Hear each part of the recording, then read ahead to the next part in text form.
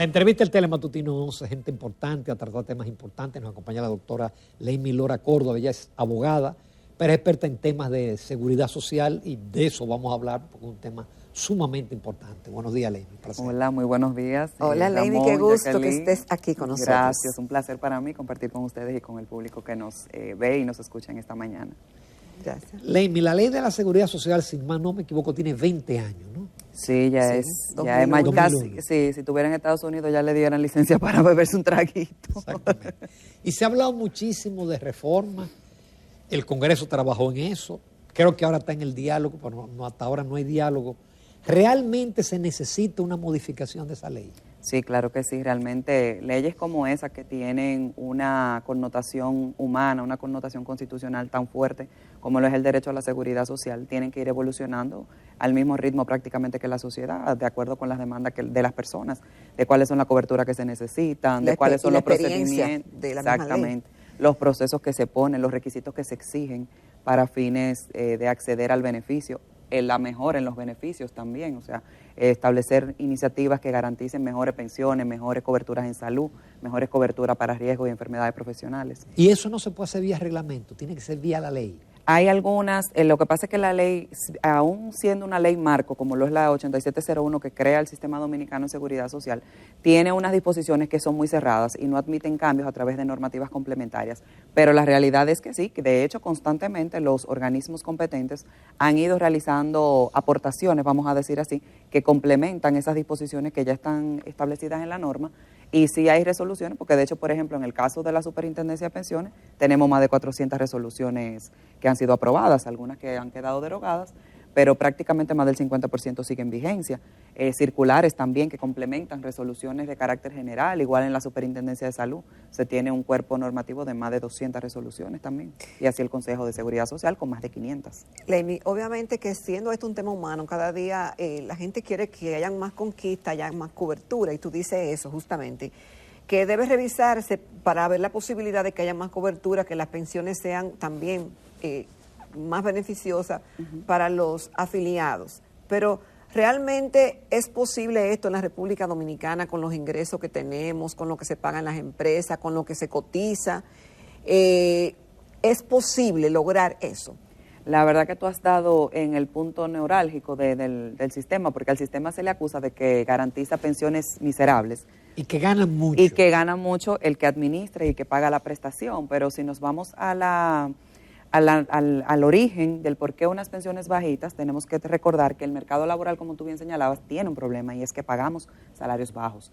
De hecho, más del 60% de los trabajadores que actualmente, de casi 1.900.000 personas que cotizamos, el 60% cotiza por debajo de 26.000, 27.000 pesos.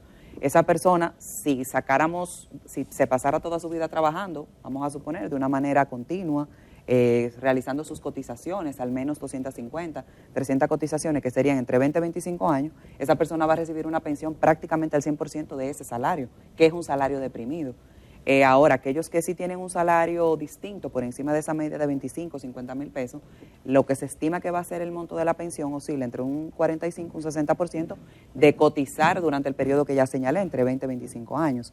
Y si realmente tenemos que abocarnos a buscar variables que garanticen mejores pensiones, como tú decías, cotizamos un 9.97% del salario para pensiones, de lo cual el empleador pone un 70%, o sea, nosotros como trabajadores solo nos estamos esforzando con un 2.87%, que podríamos hacer. Hay algunos que lo hacemos, en mi caso particular. Yo soy una abanderada del aporte voluntario, un aporte voluntario que me va a garantizar realmente acompañar a ese obligatorio y mejorar un poco la tasa de reemplazo que voy a recibir al momento de pensionarme. Cuando hablo de tasa de reemplazo es el porcentaje de salario que me van a pagar como una pensión cuando ya yo decida jubilarme. Ahora, Leimi, ahí viene otra pregunta, es decir, nosotros oímos ese discurso de que los salarios aquí son bajos, pero cuando vemos también a empresarios, dice que el costo, el pasivo de tener un empleado es muy alto en la República Dominicana. El costo no es lo que se paga, sino lo que cuesta tenerlo. Entonces tenemos ahí dos versiones. Y la tercera es que si realmente la estructura en la República Dominicana soporta, es decir, de la forma de hacer negocios soporta salarios más altos. Entonces, ¿quién se animaría a poner una empresa?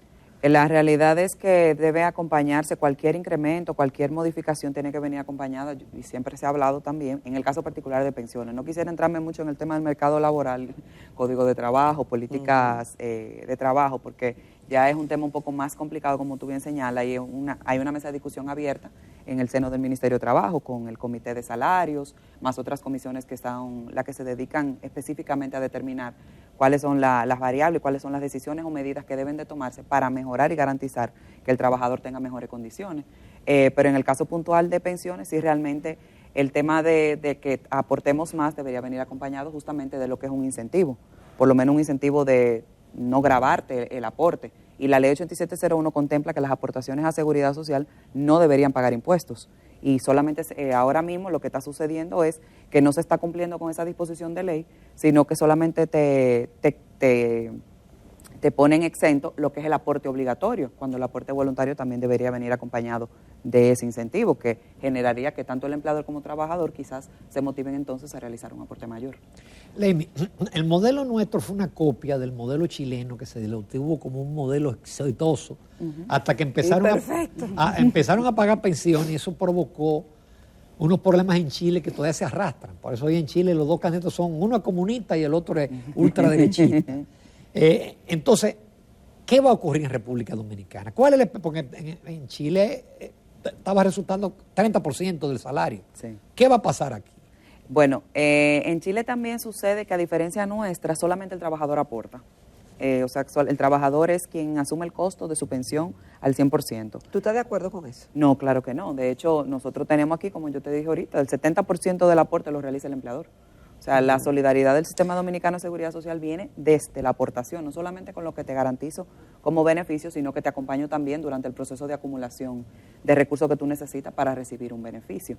El tema de capitalización individual, a mí particularmente, es un régimen que a mí me parece idóneo para el modelo económico que tenemos nosotros como país, porque de hecho, si habláramos de pensiones, los fondos de pensiones se han constituido en prácticamente el 100% del ahorro nacional que tenemos. Pero no hay cultura de entender eso. Exactamente, y ahí sí viene el gran reto que tiene el sistema de seguridad social, que es informar y comunicar adecuadamente qué es el sistema, quiénes son las instituciones que lo componen y que participan del mismo, tanto del sector público como del privado, cuáles son los beneficios que tú tienes, cómo puedes acceder a los beneficios. Ese es el gran reto. Y como tú dices, eso generaría, entiendo yo, una vez tú te eduques financieramente, no solamente en seguridad social, sino también los otros componentes que vienen en materia financiera, pues lograr que la gente simpatice y se empodere de cuáles son los derechos que tiene, igualmente cuáles son sus deberes, y pueda ejercer efectivamente esos derechos.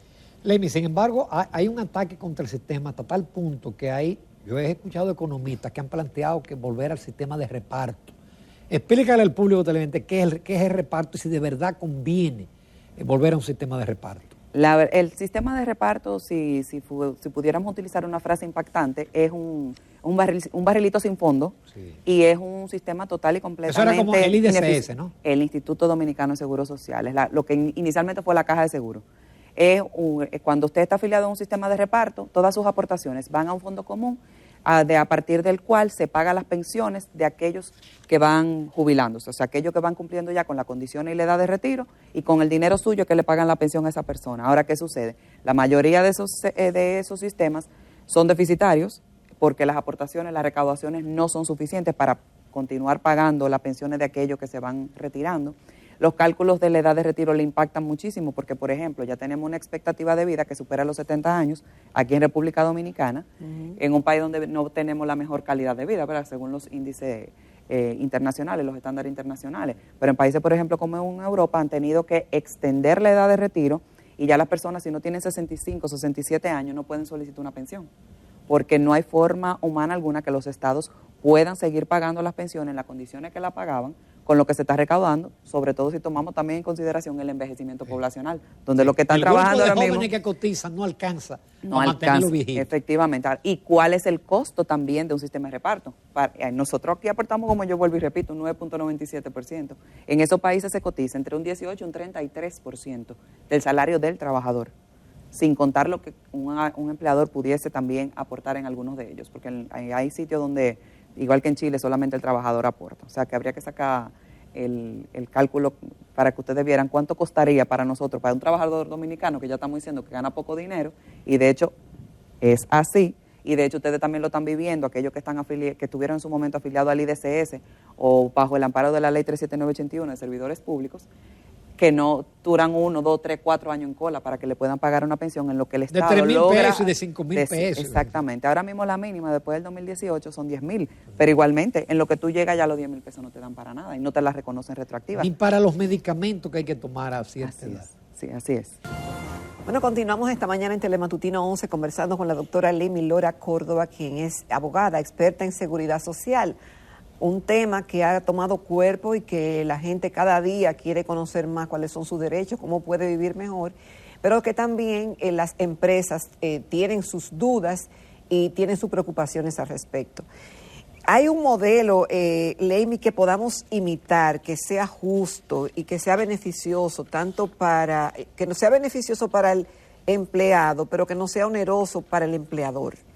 Bueno, ¿a quién deberíamos copiar? ¿O quién sería, o qué país sería uno que pudiéramos inspirarnos para hacer esa transformación en la ley 8701? La verdad que ya el tema de que no impacte tanto al empleador ya prácticamente sería imposible, porque tú sabes que constitucionalmente tú no puedes modificar una ley para quitarle beneficio al que por esa ley está recibiendo tal beneficio. Y ya la aportación del empleador, entiendo yo, debería quedarse básicamente con los porcentajes que le corresponden de aportación, pero sí podríamos buscar todas las externalidades posibles y es de hecho lo que se está buscando con las propuestas de modificación, que es integrar como lo mejor de todos los mundos, sin modificar la base. Claro que sí. Y no sale un Frankenstein como sin modificar el aporte. Sin modificar, bueno, lo idóneo sería lograr incorporar un incremento en dicho aporte, pero si no podemos hacerlo por los temas de costos, vamos a incentivar entonces el ahorro voluntario, en el caso particular de las pensiones. Y extender la edad, eso favorecería. Lo que pasa con la edad es que nosotros tenemos un mercado de trabajo, como bien planteábamos también ahorita, que es muy particular, y la gente aquí no se jubila a los 60 años. La ley habla de 60 años. Ha habido incluso una mala interpretación de una propuesta que se hizo en su momento, hace unos meses, con relación al tema de edad de retiro, y no se dijo, vamos a pedir que se modifique la edad de retiro para incrementarla. Lo que se ha dicho es, si tú trabajas más tiempo, vas a acumular más dinero, vas a tener mejor pensión. Y yo te puedo decir a ti que en el sistema, por ejemplo, así como te cité las cifras de los salarios, más de 400.000 personas cotizan con edades entre 55 y 65 años de edad o más. ¿Más más de 400.000 personas. Okay. De 1.9, eso pero eso entraron ya viejos al sistema, eso no van a tener tiempo para todas las cotizaciones. No, porque si tienes 55, sí, porque arrancamos en el 2003, o sea que ya tenemos casi 20 años, esa persona entró con 30 y pico de años, 40 y pico de años. Ah, bueno, exacto, sí. Y recuérdense que una de las bondades que tiene el régimen de capitalización individual es que usted recibe su pensión en función a lo que tiene acumulado, no necesariamente al número de cotizaciones que reporte. Leimi, y en este país que hay tantos informales, eso sí es un problema fuerte. Que hay tantos trabajadores informales u otros que no están en ningún sistema, pero que dice, bueno, yo quiero lo mío. Y entonces... Sí, en ese caso también entiendo yo que debe, y de eso, o sea, la ley contempla la afiliación del trabajador voluntaria, informal. Pero que él quiera y que vaya. Y que... En teoría debería ser obligatoria, porque la ley creó un régimen incluso de financiamiento especial para ese tipo de trabajadores que son independientes. No hablemos de lo informales per se, como dijo el general aquel. No. Hablemos, por ejemplo, de ese profesional independiente que incluso quisiera aportar y ahora mismo no lo puede hacer porque no hay una ventanilla para que él pueda ir a realizar el aporte de manera directa, como contempla la ley. Y entiendo que lo que sí debe crearse claramente, aquella persona que tenga capacidad de aportar, que entre al régimen contributivo que tenemos nosotros habilitado, que es el que está en funcionamiento y el que le va a garantizar incluso las 3 coberturas: seguro de vejez, discapacidad y sobrevivencia, seguro familiar de salud y seguro de riesgos laborales. Los informales debemos generar incentivos, debemos lograr la manera de que ellos se acerquen al sistema, no solamente a la seguridad social, sino también a impuestos internos. Publicitarlo. Claro que sí, y lograr que ellos entiendan. No, pero si tú lo mandas para impuestos internos, lo muerden ahí. Ese es el problema. Y escapa Y no vuelve. No, y yo quiero que tú sepas que hay mucha gente que no cotiza al sistema para no pagar las contribuciones obligatorias, Por supuesto. las tributaciones de impuestos internos. Sí, porque ya de una vez que tú te revelas, que te dejas Desde que ver, te desvelas, no te sí. Ya tú suelta. estás preso de por vida. Ya está preso. Ese es un problema que tenemos ahí en el sistema y entonces ahí entiendo yo que sí deberíamos lograr, así como hablábamos de los incentivos para las aportaciones voluntarias, también lograr ver cómo entre las autoridades públicas se hace pues una propuesta que garantice que esas personas también tengan algún tipo de y incentivo. así como hay un régimen subsidiado para la salud, ¿no podría haber un régimen subsidiado para las pensiones? Pensiones cuenta con pensiones solidarias. Se están pagando creo que desde el año 2019 y hay 6.000 pensiones en curso. Se les paga a esas personas un 60% del Pero salario eso mínimo. es aporte público. Eso es aporte Sí, público, 100% solidario. público.